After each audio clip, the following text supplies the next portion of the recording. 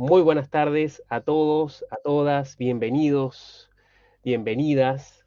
Hoy, martes 10 de junio de 2025, estoy muy feliz, hemos avanzado notablemente en el curso y en el semestre. Ya nos encontramos en la década de los 30 del siglo XX y la clase de hoy va a adentrarse en un tema complejo, un tema con una significación no menor para la historia de la humanidad. Se trata de los totalitarismos europeos, ¿ya? Eh, Aprovecho de dar la bienvenida a los que están conectados, a David, a Jonathan, y esperamos al resto del curso que me imagino se irá incorporando. Hoy me siento muy feliz también porque los saludo desde el sur, desde la hermosa ciudad de Valdivia, capital de los ríos, con una geografía exuberante, imponente. Bien, estimados, entonces vamos de lleno a la década de los 30 del siglo XX. Como ustedes recordarán, la semana pasada estuvimos dialogando en torno a la caída de la Bolsa de Nueva York de 1929, sus implicancias dentro de Estados Unidos e internacionalmente y también en Chile. Revisamos algunas citas y datos de fuentes originales. Bienvenida Ana, que se está incorporando. Bienvenida Ana. Espero que todo esté bien. Saludos desde Valdivia hasta Isla de Pascua. Hoy vamos a dialogar sobre los totalitarismos europeos, ¿de acuerdo? Antes de comenzar, quisiera saber si hay alguna duda o pregunta con respecto a la clase anterior, la de la semana pasada, de la caída de la bolsa de Nueva York de octubre de 1929. ¿Todo bien?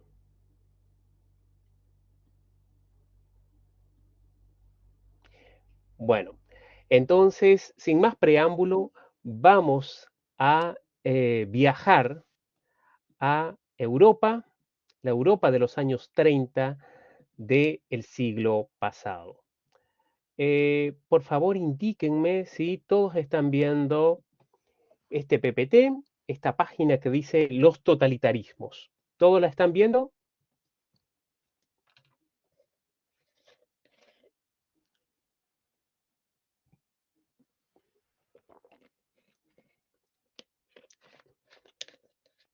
¿Sí?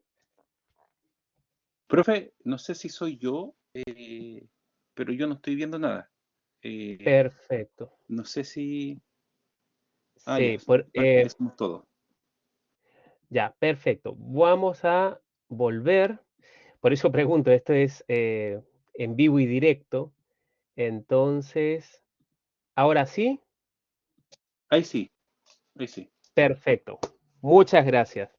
Bien, entonces, como les decía, hoy vamos a tener un tema complejo, con una honda huella en la historia de la humanidad, eh, y que implica también un diálogo desde la historia con las ciencias políticas. Así que vamos a verlo. ¿Qué nos interesa para entender este tema de los totalitarismos europeos? Vamos a adentrarnos en las definiciones de las ciencias políticas, los especialistas en este campo, junto con historia contemporánea, con respecto a qué se define como totalitarismos y a qué se define como autoritarismo, para distinguirlo. Particularmente vamos a examinar dos casos. Uno, el nacionalsocialismo alemán o nazismo alemán, y el otro, el comunismo ruso o comunismo soviético. El caso del fascismo italiano entra dentro de la conceptualización de autoritarismos.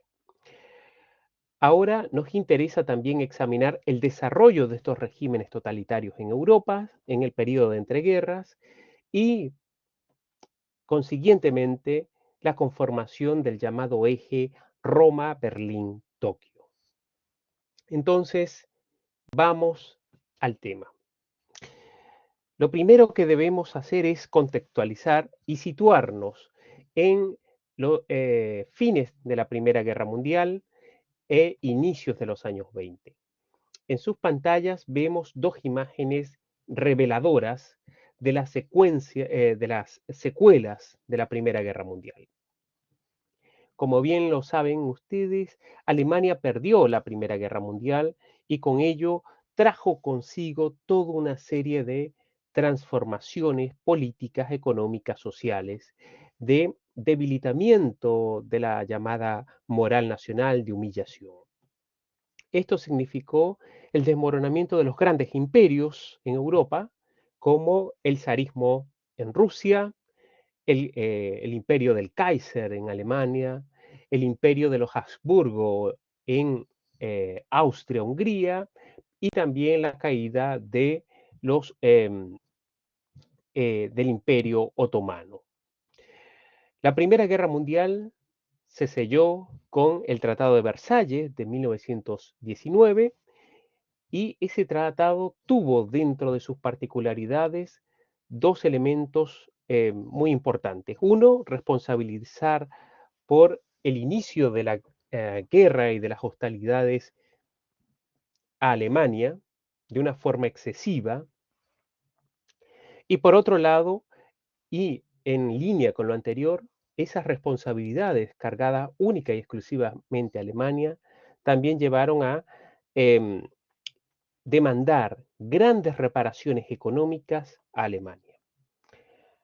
Alemania tuvo que desmilitarizar la región del Ruhr, es decir, la frontera con Francia, tuvo que reducir su ejército a solo 100.000 hombres, tuvo que pagar por los daños causados por la Primera Guerra Mundial, sumas astronómicas, y con ello también el debilitamiento del orgullo nacional alemán.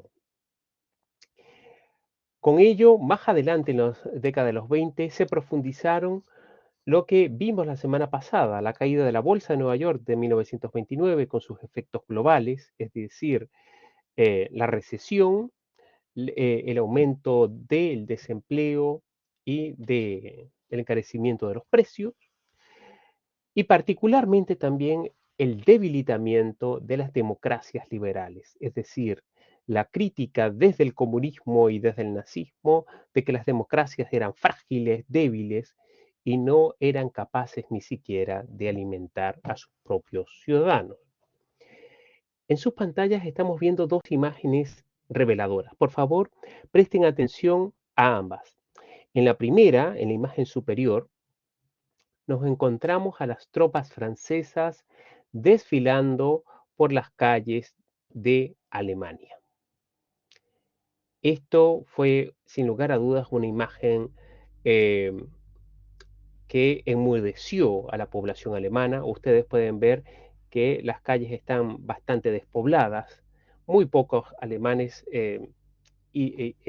participaron como espectadores en este desfile. Los pocos que lo hicieron fueron obligados a quitarse el sombrero, muy común en la época, como una muestra de respeto.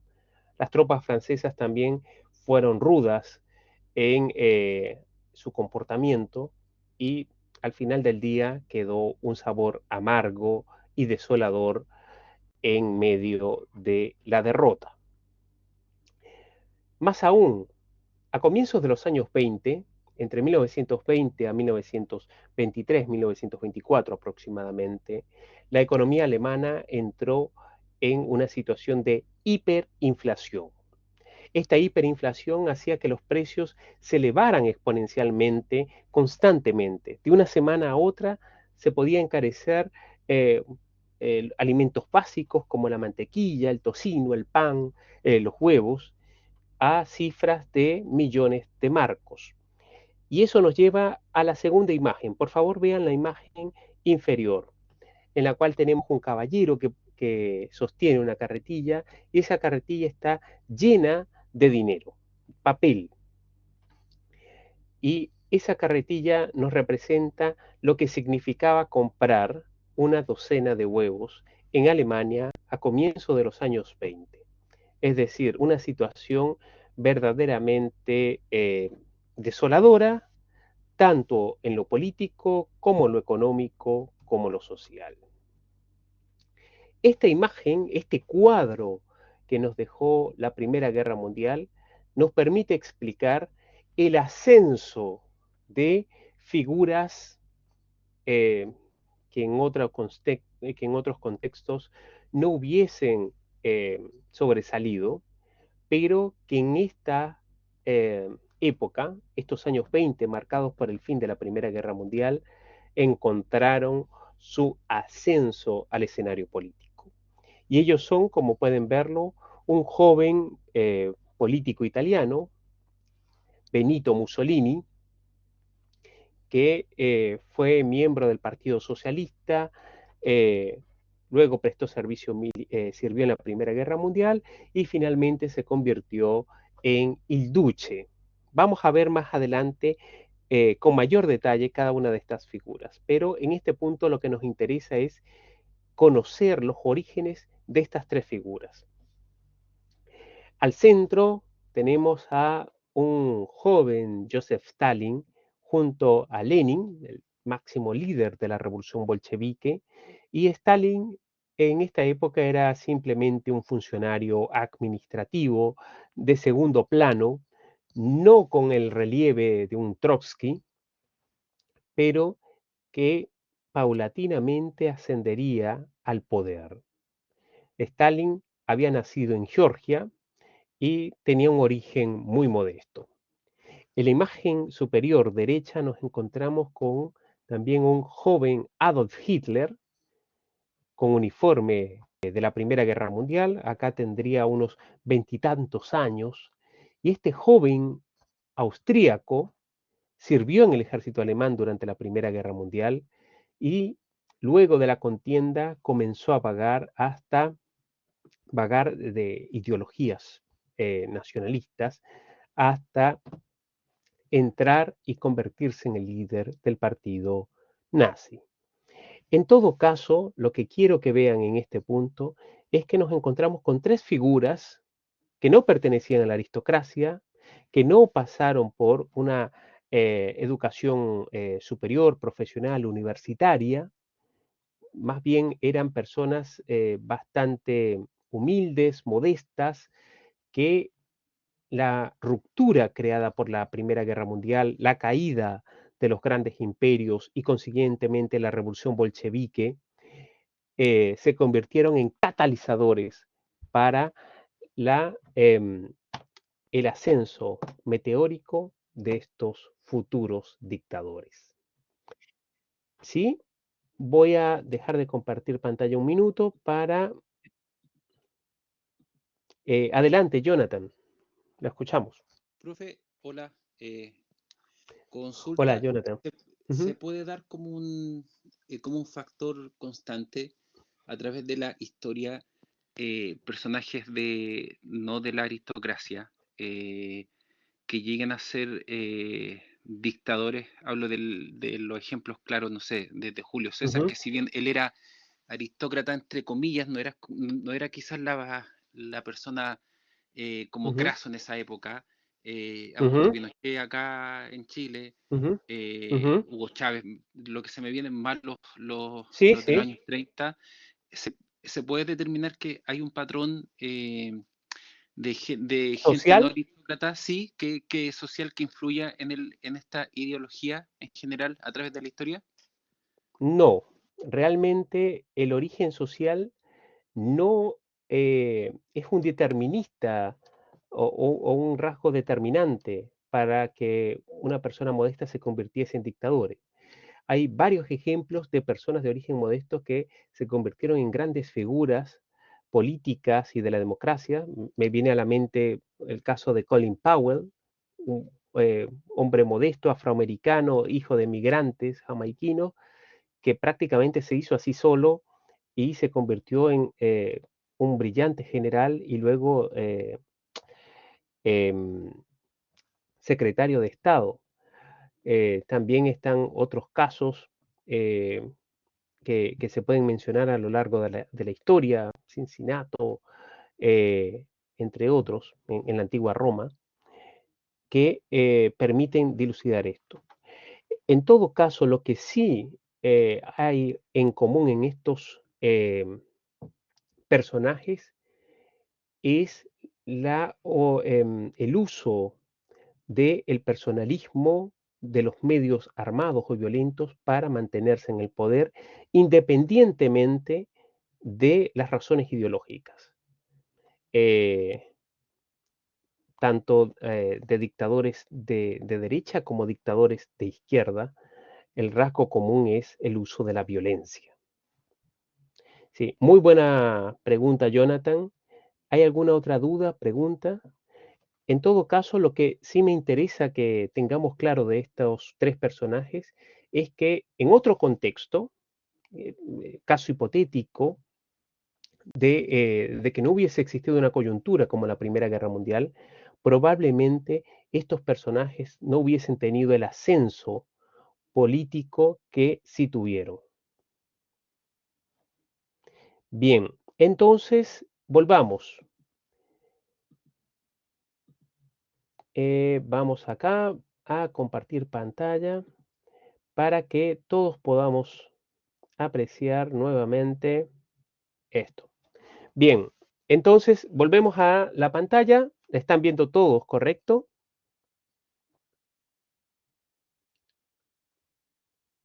Por favor, indíquenme si todos están viendo el mapa. ¿Sí? ¿Se ve? Sí, Perfecto, profesor, se ve perfecto. perfecto. Entonces, nos situamos en este mapa de Europa. Es el mapa de 1923, años después, 5 años después del término de la Primera Guerra Mundial, y encontramos un mapa redibujado.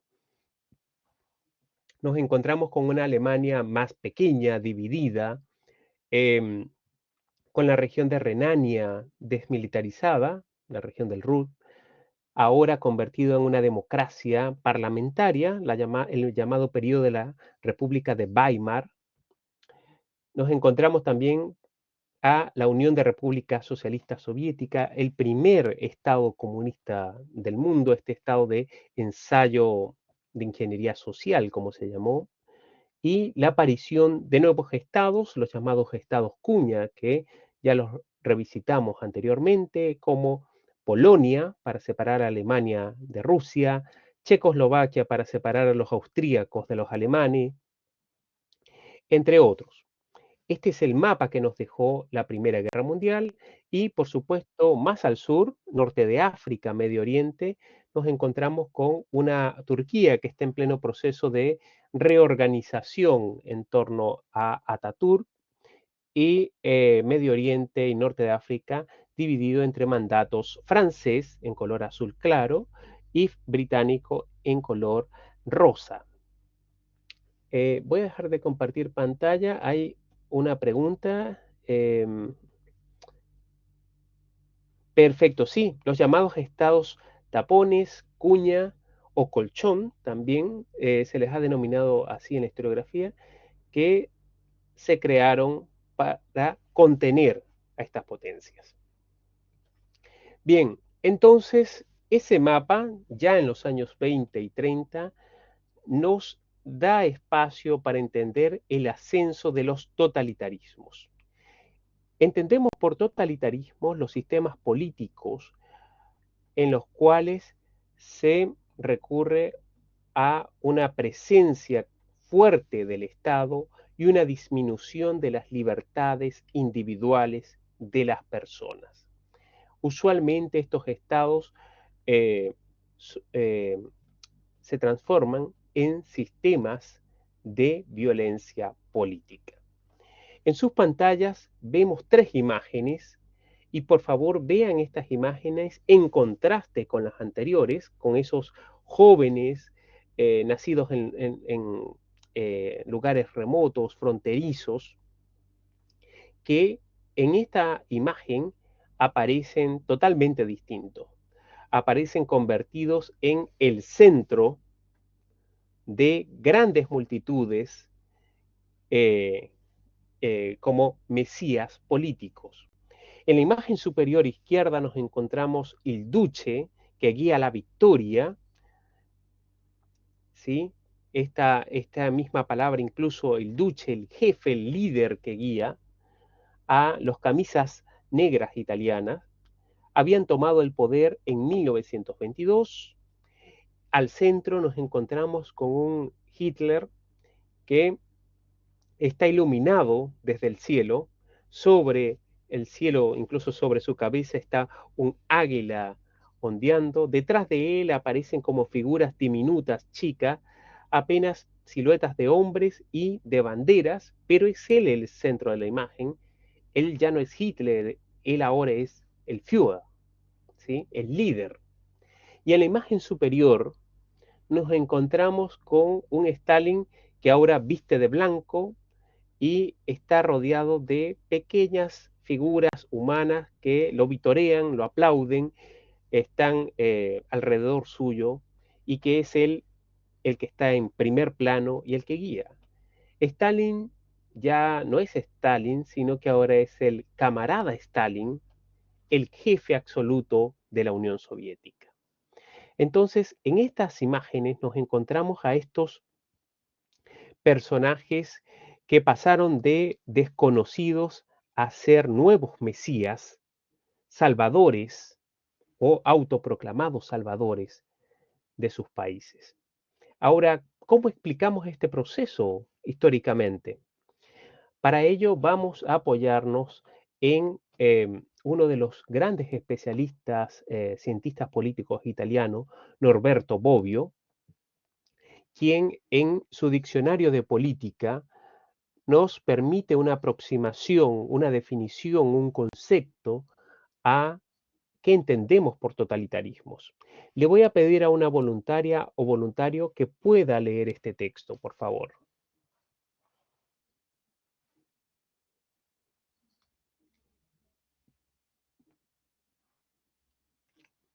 ¿Sí? Adelante. Escuchamos. Una aproximación al totalitarismo. Una característica específica del totalitarismo es la movilización total del cuerpo social con la destrucción de todas las líneas entre el aparato político y la sociedad. La acción totalitarista penetra en la sociedad hasta sus células más escondidas. La envuelve totalmente. Los elementos constitutivos del totalitarismo son la ¿Sí? ideología, el partido único, el dictador, el terror. La ideología totalitaria es la crítica radical a la situación existente y una guía para su transformación también radical y orientan su acción hacia el objetivo sustancial. La supremacía de la raza elegida o la sociedad comunista, el partido único, animado por la ideología, se opone y se sobrepone a la organización del Estado, trastornando la autoridad y el comportamiento regular, politiza a todos los grupos y a las diversas actividades sociales. El dictador totalitario ejerce un poder absoluto sobre la organización del régimen, haciendo fluctuar a su gusto las jerarquías sobre la ideología, de cuya interpretación y aplicación el dictador es el depositario exclusivo.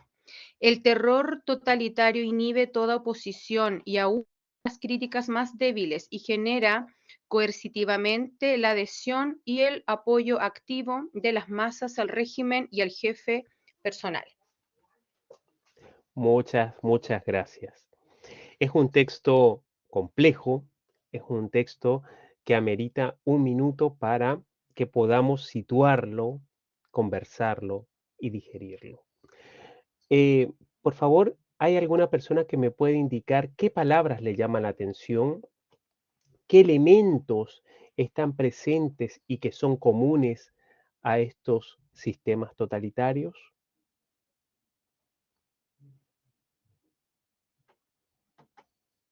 Sí, adelante. Bueno, cuando habla de las ideologías Ujú, y también como de otra raza, es como la ujú, propaganda, y me refiero a sí, Alemania, del ujú, propagandista Hitler, cuando justamente Ujú, para poder levantar a la gente que había sido humillada después de la Primera Guerra Mundial, sobre todo con el Tratado de Versalles, los 14 puntos del presidente de Estados Unidos, yo creo que de ujú, alguna forma quiere como, bueno, lo que hizo fue lavar el cerebro de las personas, ujú, y para levantarlas y como para que se creyeran el cuento, decirles que eran una raza aria, superior. Y ahí ya se ujú, aplica el término totalitaridad. Y bueno, en este caso el líder actúa como ujú, dictador, ejerciendo todos los poderes absolutos sobre todas estas personas que en ujú. realidad después van a responder em, eh, según el ordenamiento de este mismo dictador. Perfecto, muchas, muchas gracias. Sí, hay rasgos comunes en estos sistemas, como la ideología, sea de izquierda o sea de derecha, el partido único, el dictador y el terror. Por favor, vean esta, es la cuarta y quinta línea, los elementos constitutivos del totalitarismo.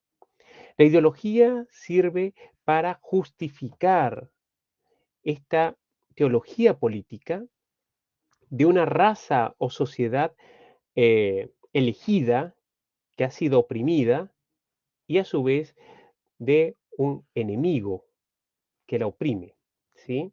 En el caso del nazismo, los alemanes, los arios, eran la raza elegida y habían sido desplazados del paraíso por una raza que los oprimía, adversa, enemiga, personificada en los judíos o en los indeseables, que entraban personas con problemas de salud mental, homosexuales, gitanos, testigos de Jehová, entre muchos otros. Pero habían una raza elegida y los otros, los indeseables. Cuando vamos al otro lado, al comunismo, nos encontramos con elementos similares. Nos encontramos una sociedad elegida, los obreros, los proletarios, que no se encuentran en el paraíso, que son explotados por una clase dominante que es personificada por el empresariado, los explotadores, capitalistas, imperialistas, etc. Entonces nos encontramos con discursos similares de secciones o partes de las poblaciones elegidas y a su vez partes de las poblaciones que son enemigas, adversas o contrarias. Los enemigos del pueblo, como se les denominaba en la Unión Soviética, o los indeseables, como se les denominaba en la Alemania nazi.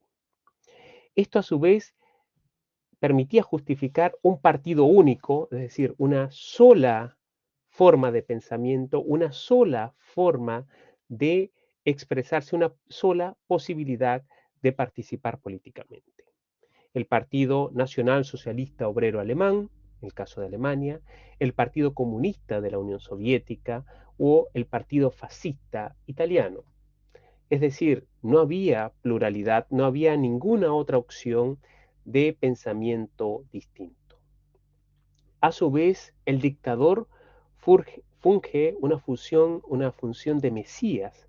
Es el único que puede guiar a las masas, es el único que nunca se equivoca y que es capaz de llevar a estas naciones a convertirse en potencias.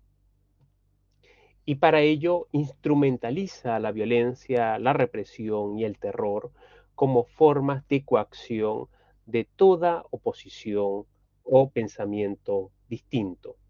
Entonces, visto desde este concepto aportado por Bobbio, también nos encontramos con las similitudes entre estos dos sistemas totalitarios, sea el nazismo, sea el comunismo. Voy a dejar de compartir pantalla. Sí, David, adelante.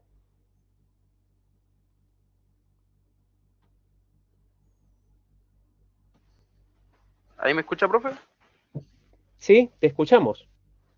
Profe, con respecto a lo que estaba diciendo, entonces podríamos concluir que generalmente estas figuras autoritarias que tienen, digamos, ideas, digamos, muy profundas sobre un plan superior, por así decirlo, se basan siempre quizás en un término de ignorancia con respecto a su gente, porque yo he escuchado discursos de Hitler, he escuchado discursos de Augusto Pinochet, he escuchado discursos de algunos discursos transcritos de Mussolini y estas grandes figuras, hasta de Paul Schaeffer, podría decirle. Y generalmente estos hombres tienen unas relaciones interpersonales, una expresión lingüística, tienen una forma de entregar su discurso, diría, casi excepcional. Entonces esta gente casi siente lo que estos hombres tratan de transmitir. Pues en este caso, Hitler, sus discursos son impresionantes. Yo escuché dos Sí, discursos de este hombre y este hombre casi hacía que la gente se transformase en lo que él quería. Entonces estos correcto. hombres estaban ocupando su lingüística, digamos, su forma de poder expresar su liderazgo, si se quiere llamar así, para poder hacer que Sí, la gente hiciese lo que él quería. sí, sí. Acá hay, concuerdo contigo, David, acá hay dos cosas importantes. Lo primero es que pensemos en la sociedad alemana, una sociedad para los años 20 y 30, eh, con un pensamiento en las ciencias, las artes muy avanzado. Eh, Pueden revisar ustedes los premios Nobel de la época, muchos de ellos eran alemanes. Estaba a la vanguardia en la ingeniería, la ciencia, la tecnología. Y el primer intento de Hitler de tomar el poder fracasó, el Putsch de München, y Hitler se dio cuenta de que en una sociedad como la alemana no era posible tomar el poder por la fuerza, con un golpe de Estado, pero sí a través del sistema democrático, el sistema legal. Entonces esto es muy importante porque lo que vemos es que hay sociedades con una formación intelectual muy importante, pero que terminan siendo coaccionadas por distintos mecanismos. La propaganda, la reproducción de ciertas narrativas. Recordemos la labor de Joseph Goebbels, el cine. Los nazis fueron pioneros en la propaganda a través del cine, de la fotografía, es decir, la reproducción de distintos medios para nutrir esta narrativa. Y por otro lado, el aislamiento, es decir, el aislamiento político o de las ideas. Al ser las universidades también eh, vistas en menos, el partido nazi como única forma de expresión y participación política, se fue transformando la sociedad en una dictadura. Entonces, estos elementos permiten entender que el ascenso de las dictaduras totalitarias es paulatino, es progresivo en las formas de coacción de la sociedad. Pensemos, por ejemplo, en 1931-32, cuando Hitler era un candidato, el discurso de Hitler era reconstruir Alemania en un gran imperio, pero Hitler no decía voy a cerrar el parlamento, voy a eh, eliminar los demás partidos políticos, sino que esto vino después y justificado a propósito por varios incidentes instrumentalizados, ¿se entiende?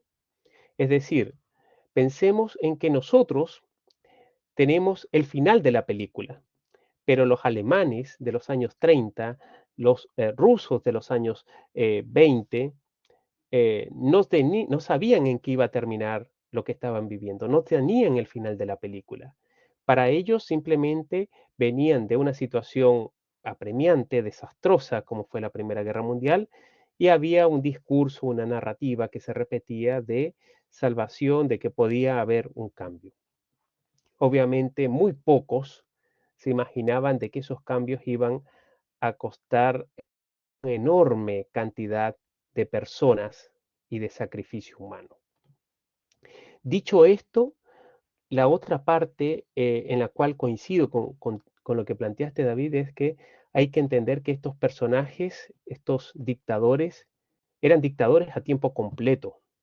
Hitler pasaba horas ensayando los discursos, los tonos de voz, cuándo imprimir más fuerza, emoción, cuándo el mensaje gestual iba a ser un puño o cuándo iba a ser una mano, entre otros. Y este elemento que mencionaste es muy importante.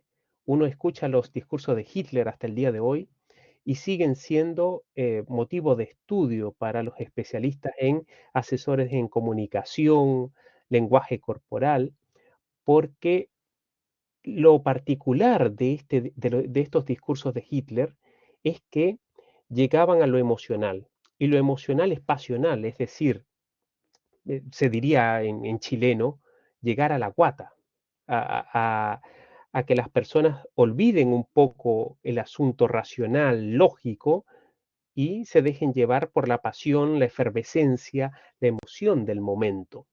Entonces, hay que entender con ojos críticos, como humanistas del siglo XXI, que estos elementos fueron muy potentes, son instrumentos muy potentes de manipulación de la sociedad y que representaron un episodio muy crudo para la humanidad. Muchas gracias, David, por el aporte. Muy buen el comentario de Claudia. Estos son cursos literales de propaganda. De hecho, eran muy avanzados para la época. Bien, vamos a volver entonces a este punto y finalmente nos queda distinguir entre sistemas totalitarios y autoritarismos. La diferencia entre ambos sistemas es que los sistemas totalitarios aspiran a penetrar todas las fibras de la sociedad, mujeres, estudiantes, profesionales, trabajadores, todas las formas de organización de la sociedad penetradas por los partidos y por la ideología, por el partido y la ideología, mejor dicho. En cambio, en los sistemas totalitarios hay formas de gobierno autoritarias, de un poder violento, pero que ésta no aspira a penetrar en la sociedad como sí lo hacen los sistemas totalitarios. Esa es la diferencia sustancial entre los totalitarismos alemán y ruso, a diferencia del autoritarismo italiano. Bien, ¿alguna duda, pregunta?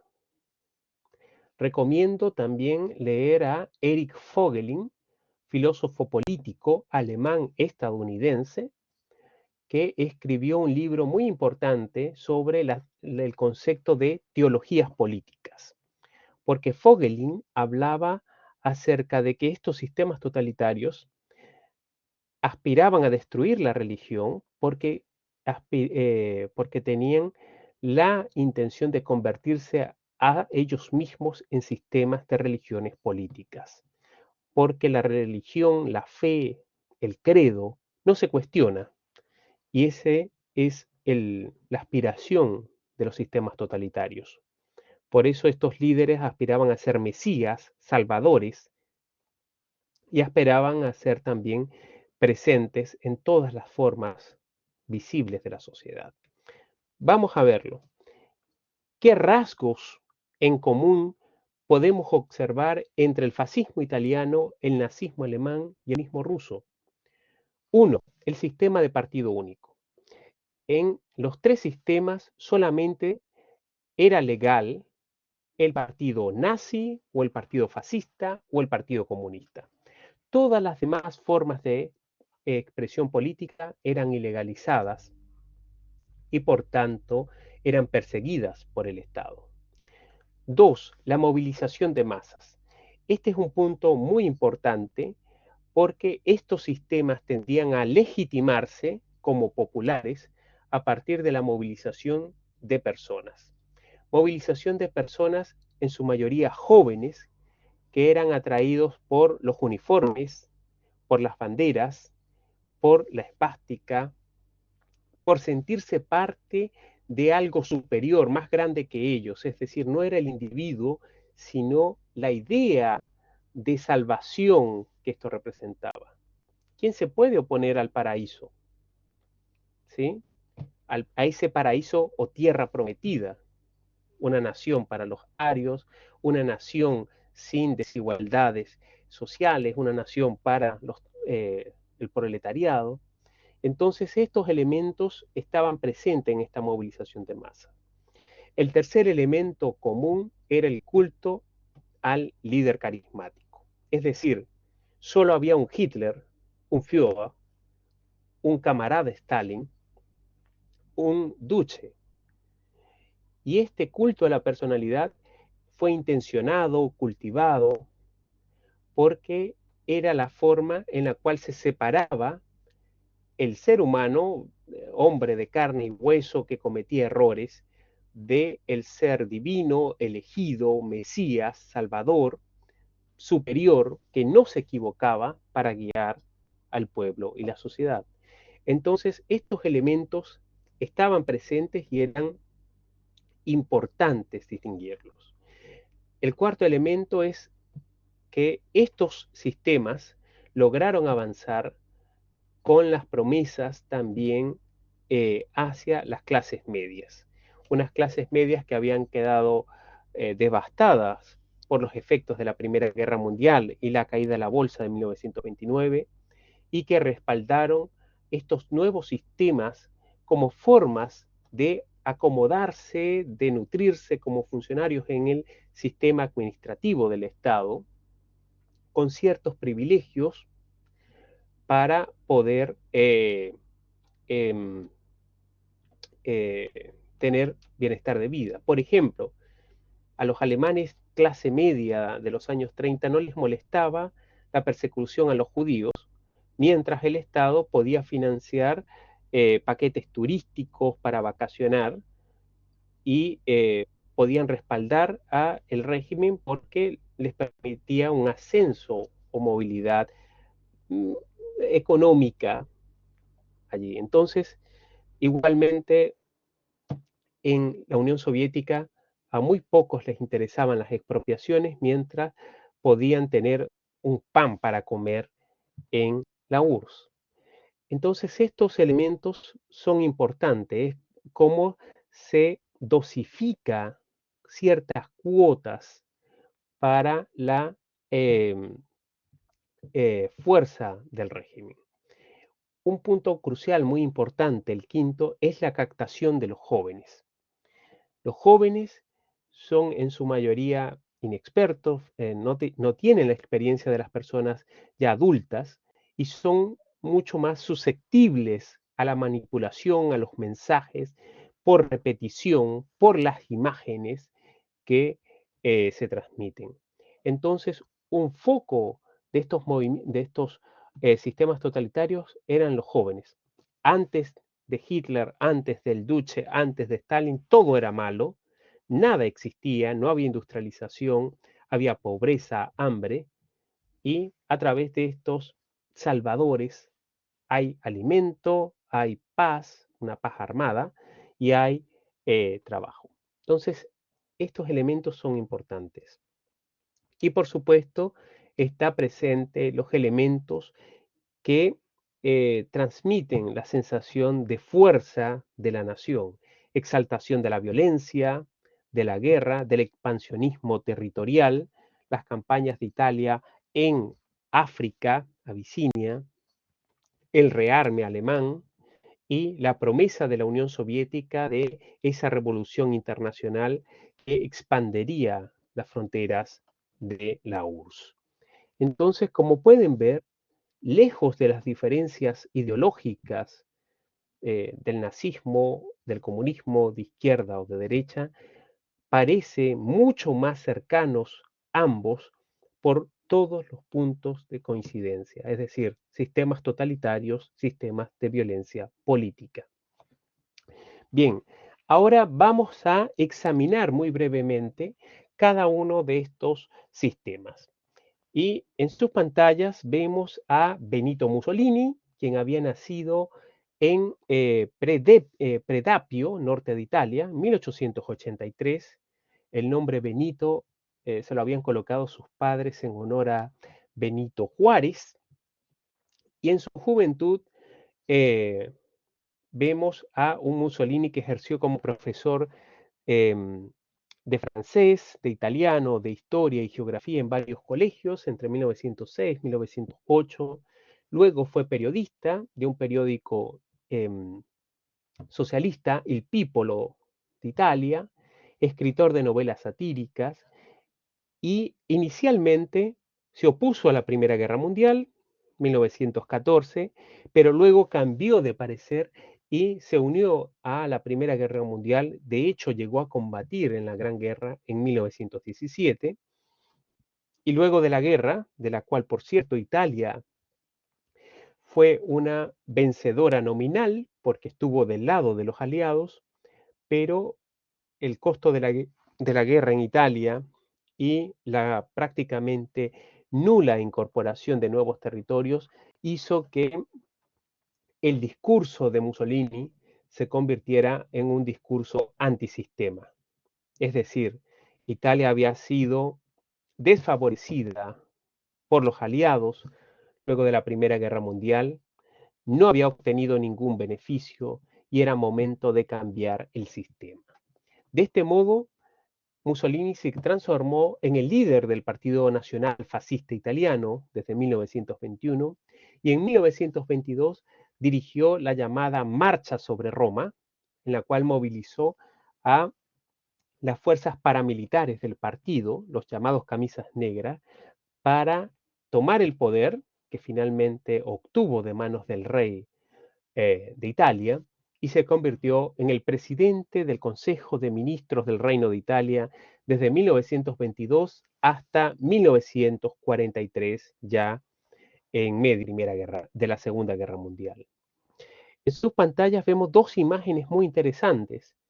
Vemos esa transformación, ese cambio entre un joven italiano socialista que despreciaba la guerra y luego al duce que habitualmente vestía de uniforme y se enorgullecía de haber participado en la Primera Guerra Mundial y aspiraba a la expansión y grandeza de Italia a partir de las campañas militares en Italia.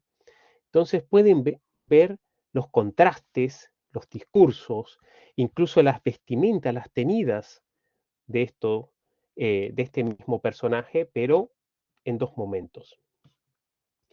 Y acá vemos ya a Mussolini convertido en el duce, en el líder de las camisas negras italianas. El Partido Nacional Fascista se convirtió en una dictadura, un régimen autoritario que ilegalizó los demás partidos, las demás formas de pensamiento político, solamente permitido el Partido Nacional Fascista.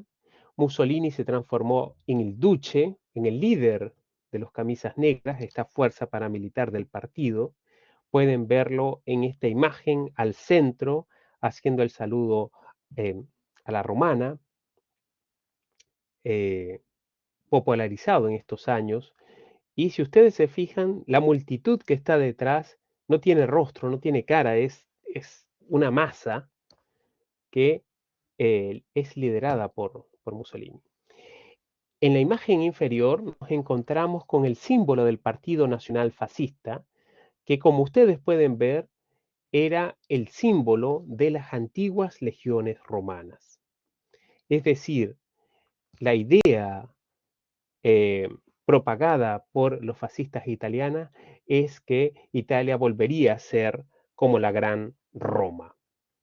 De hecho, por eso se tomó la decisión de la invasión a Abisinia, Etiopía, entre 1932 y 1939.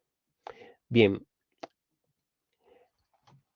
al otro lado, en la Unión Soviética, nos encontramos con este personaje, Iosif Vissarionovich Zugashvili, Stalin, que nació en Gori, actual Georgia, en la región del Cáucaso. Stalin era su llamado nombre de combate, significa hombre de acero. Y Stalin provenía de un hogar bastante modesto. Su padre era un alcohólico que usualmente abusaba de él y también de su madre.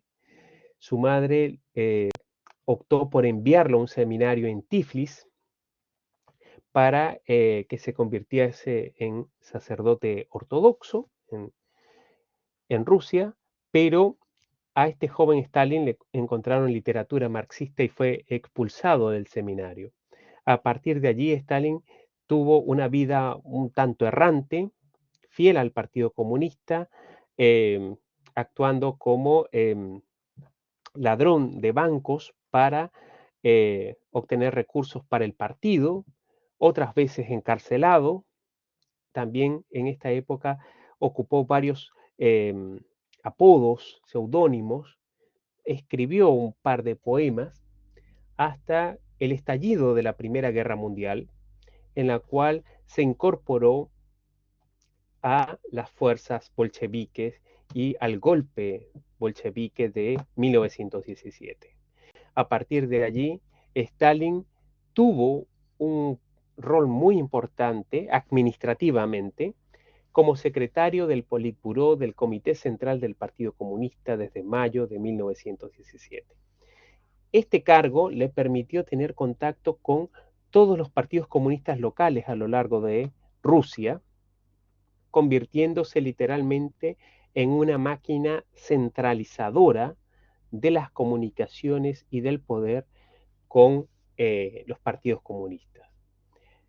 Si ustedes se fijan, en este punto Stalin no era el gran orador como Lenin o ideólogo, tampoco era el líder militar bolchevique como Trotsky, pero Stalin era un hombre callado, muy trabajador, según algunos biógrafos estiman que trabajaba en esta época entre 16 horas diarias de papeles y comunicaciones con redes de inteligencia y del partido, y esperó hasta la muerte de Lenin para tomar el control absoluto del Partido Comunista. Fue nombrado secretario general del Partido Comunista en abril de 1922 y de allí en adelante se convirtió en el líder dictador de la Unión Soviética hasta su muerte.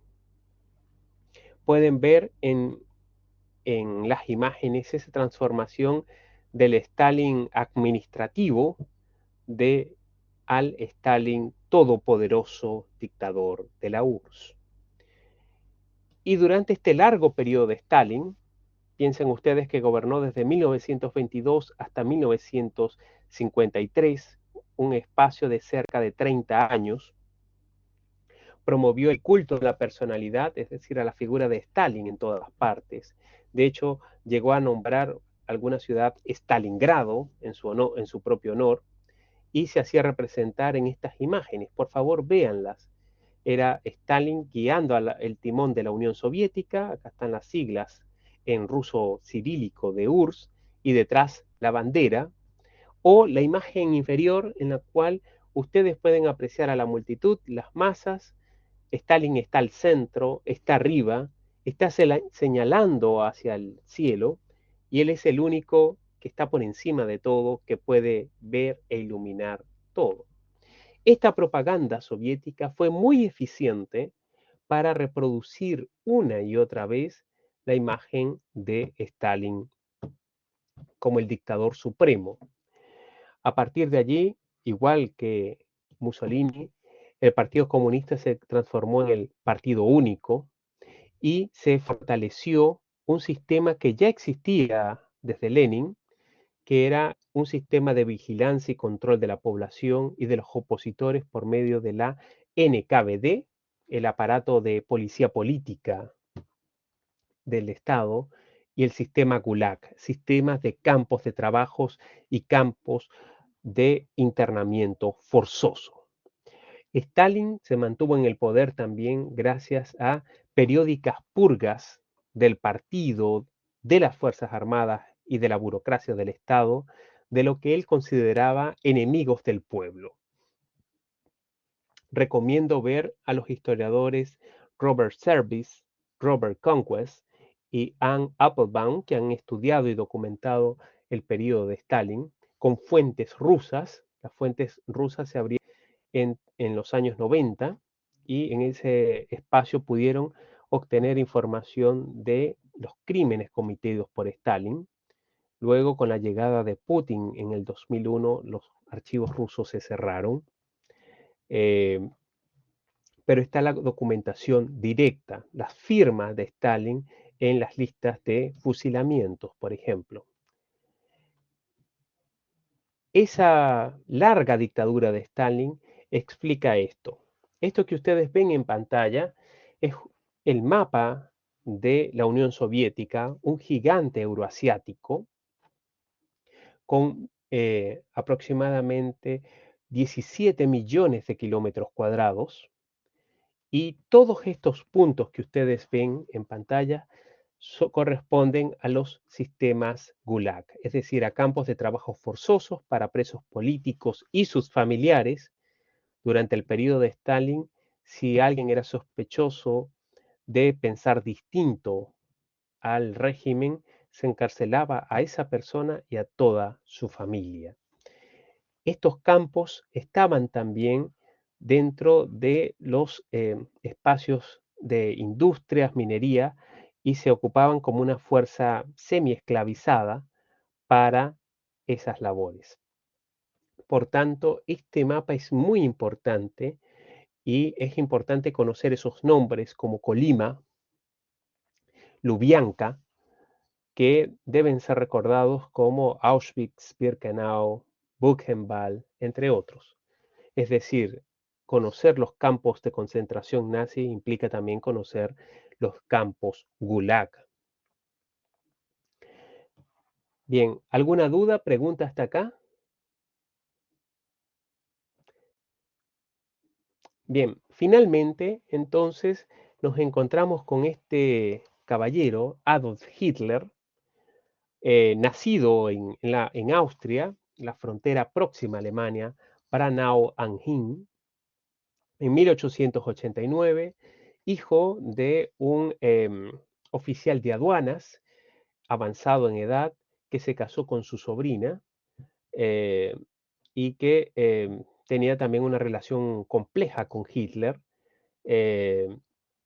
Hitler siempre fue mucho más cercano a su madre hasta el final de sus días. Tuvo unas aspiraciones artísticas, de hecho intentó en 2 ocasiones, entre 1908 y 1913, abrirse camino en el arte, postuló a la Academia de Bellas Artes de Viena en 2 ocasiones, y en esta época de primera juventud hacía postales, pintaba, las vendía para ganar un poco de dinero, pero no logró establecerse, no logró tampoco acceder a un sistema de educación superior formal, una universidad. Y el estallido de la Primera Guerra Mundial se convirtió en prácticamente un leitmotiv para Hitler, así lo dice en sus libro Mein Kampf, y se enlistó en el ejército alemán por considerarlo más puro, y no en el ejército austríaco, que estaba compuesto por diversas nacionalidades y grupos étnicos. Posterior a la Primera Guerra Mundial, en la cual Hitler tuvo una participación, si bien no destacada, sí valerosa, se presentó para cumplir varias misiones, era mensajero entre las líneas, pero no logró ascender más allá de cabo, por lo que al final de la contienda fue designado para espiar, monitorear a varios de los partidos locales que estaban en Alemania, una Alemania turbulenta, en plena ebullición de ideas. Hubo un intento de una revolución socialista, hubo inestabilidad política en estos años, entre 1918 a 1920, y finalmente Hitler optó por ingresar al Partido Obrero Alemán en 1919, que se transformaría luego en el Partido Nacional Socialista Obrero Alemán, o nazi por las siglas en alemán, y a partir de allí liderar una revolución armada nacionalista en Alemania.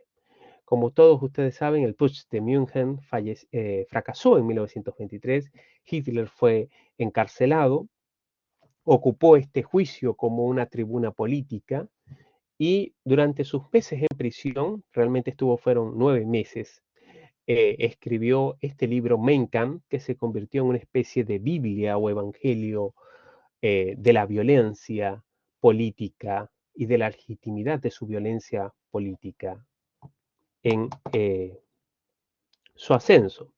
Acá tenemos 3 imágenes de Hitler muy interesantes. Corresponden a las imágenes de un Hitler veinteañero. La primera es de las primeras movilizaciones en torno a la Primera Guerra Mundial en 1914, luego ya un Hitler con tenida militar como soldado del ejército alemán y posteriormente un Hitler joven, recién aspirante a líder político. En este punto, para los colegas de licenciatura en historia, recomiendo tener en cuenta este libro, Mein Kampf, un libro que a su vez es una fuente primaria para aproximarse al lenguaje y pensamiento político de Hitler en esta época. Un texto sumamente interesante, ya durante la época de Hitler como dictador, se ocupó como una especie de obsequio institucional para las SS y estos grupos nazi. Bien, con Hitler hay un camino denso. En los años 20 intenta primero un golpe de Estado que fracasa y luego se esfuerza por organizar el partido, acceder a la burguesía, a las clases medias, para obtener financiamientos y apoyos que le permitan acceder al poder por medio de el sistema democrático. El partido organiza sus propias fuerzas paramilitares, los llamados camisas pardas, en su mayoría eran excombatientes de la Primera Guerra Mundial. Dentro de estas están las SA, que se convierten en estas fuerzas de choque para combatir a los adversarios políticos. Hitler finalmente logra acceder al poder legalmente, democráticamente, que juró y detenida civil en enero de 1933. No obstante, Hitler ocupó este cargo para instrumentalizar cada vez una mayor acumulación de poder.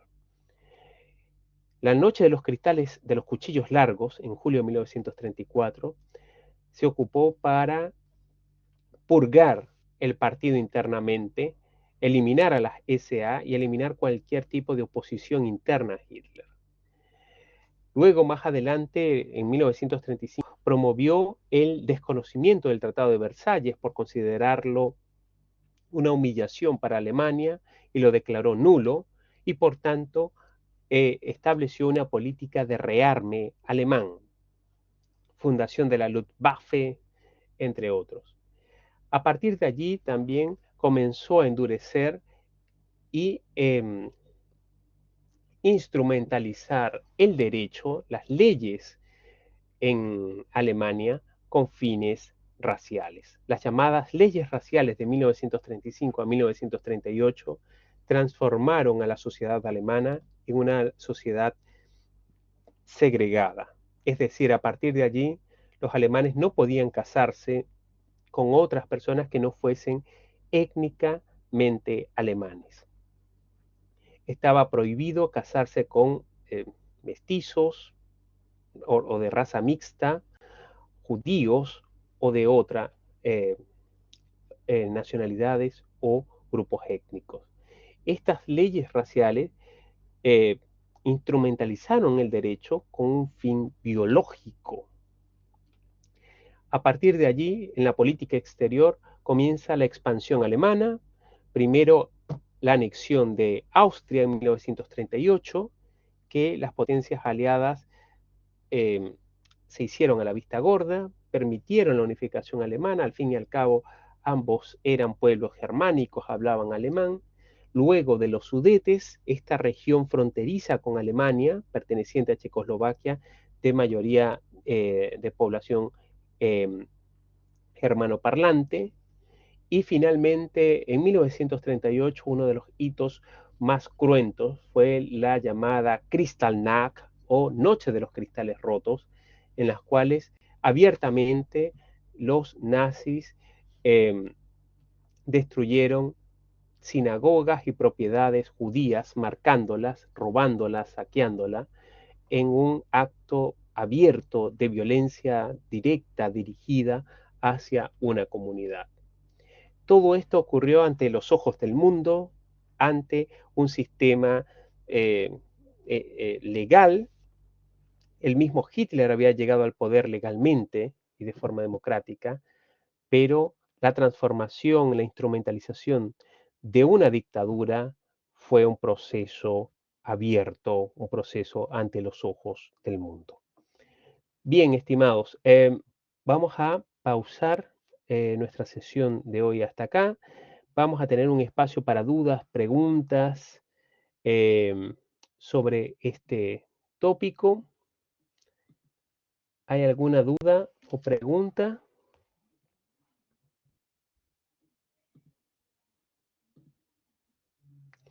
Es un tema muy interesante, muy intenso, del cual vamos a seguir conversando. La semana próxima vamos a cerrar estos años 30, preámbulo de la Segunda Guerra Mundial, y luego nos sumergiremos en varias sesiones para analizar las diferentes etapas o fases de la Segunda Guerra Mundial. Bien, estimados, espero que estén muy bien, cuídense mucho. Les envío saludos fraternos desde el sur, desde la hermosa ciudad de Valdivia, y nos volveremos a encontrar la semana próxima para volver a Europa, a esta Europa de antes de la Segunda Guerra Mundial. Hasta pronto, cuídense mucho, feliz noche. Chao, feliz noche. Buenas noches, profesor, gracias.